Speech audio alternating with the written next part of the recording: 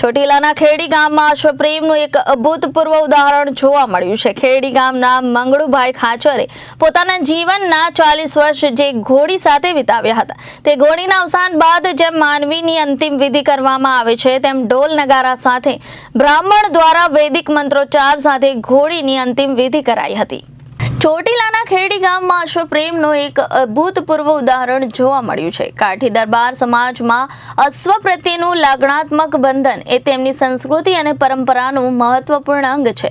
ખેડી ગામના મંગળુભાઈ ખાચરે પોતાના જીવનના 40 વર્ષ એક જ ઘોડી સાથે વિતાવ્યા હતા। એ સંબંધ માત્ર માલિક અને પ્રાણી વચ્ચેનો ન હતો, પણ કુટુંબજન જેવો હતો।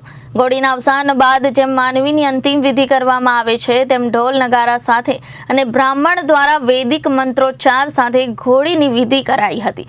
અત્યંત ભાવુક બનાવ એ પણ છે કે ઘોડીની સમાધિ મંગળુભાઈની હોટલ પાસેના હનુમાનજી મંદિરની બાજુમાં આપવામાં આવી હતી।